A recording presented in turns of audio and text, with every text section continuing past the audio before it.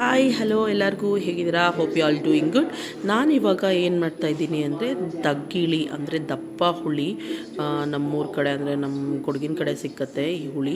So ಇದನ್ನು ಹೇಗೆ store ಮಾಡಿ ಇಡೋದು ಅಂತ ಹೇಳಿ, ಯಾಕೆಂದರೆ ನಾವು ಈ ಹಣ್ಣು ಕಿತ್ಕೊಬಂದಮೇಲೆ ಅಥವಾ ಅದು ಕೆಳಗೆ ಮರದಿಂದ ಬಿದ್ದಾಗ ಇಟ್ಟರೆ ಕೆಲವೊಂದು ಹಣ್ಣೇನಾಗುತ್ತೆ, ಸ್ವಲ್ಪ ದಿನ ಇಟ್ಟ ತಕ್ಷಣ ಅದು ಹಾಳಾಗಕ್ಕೆ ಸ್ಟಾರ್ಟ್ ಆಗುತ್ತೆ, ಆ ಹುಳಿನ ವೇಸ್ಟ್ ಆಗಿಬಿಡುತ್ತೆ.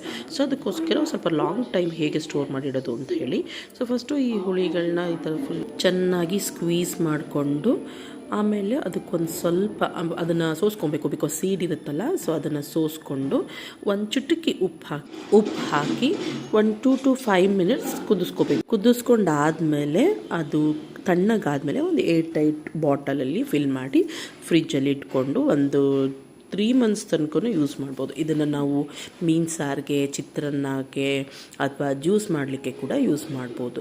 ಸೊ ನಾವು ಊರಿಂದ ತಂದಾಗ ಏನಾಗ್ಬಿಡತ್ತೆ, ಹಾಗೆ ಇಟ್ಟಾಗ ಹಣ್ಣುಗಳು ಹಾಳಾಗೋ ಚಾನ್ಸಸ್ ಇರುತ್ತೆ. ಅದಕ್ಕೋಸ್ಕರ ನಾವು ಈ ಥರ ಮಾಡಿಟ್ಕೊಂಡ್ರೆ ಫಾರ್ ದ ಲಾಂಗ್ ಟೈಮ್ ಅಂದರೆ ಒಂದು 3 to 4 months ತನಕ ನಾವು ಯೂಸ್ ಮಾಡ್ಬೋದು. ಸೊ ಟ್ರೈ ಮಾಡಿ. ನಿಮ್ಗೆ ಯಾರಾದರೂ ಊರ ಕಡೆಯಿಂದ ಬರೋರು ಈ ಥರ ಕೊಟ್ಟಿದ್ರೆ ಹಣ್ಣುಗಳನ್ನ ವೇಸ್ಟ್ ಮಾಡ್ದಲೇ ಈ ಥರ ಸ್ಟೋರ್ ಮಾಡಿ ಇಟ್ಕೊಂಡು ಯೂಸ್ ಮಾಡ್ಬೋದು. ನಾನು ಮಾಡ್ತಾ ಇರೋ ವೀಡಿಯೋಸ್ ನಿಮಗೆ ಇಷ್ಟ ಆಗಿದ್ದರೆ ಲೈಕ್ ಮಾಡಿ, ಶೇರ್ ಮಾಡಿ ಆ್ಯಂಡ್ ಸಬ್ಸ್ಕ್ರೈಬ್ ಮಾಡಿ. Thank you so much.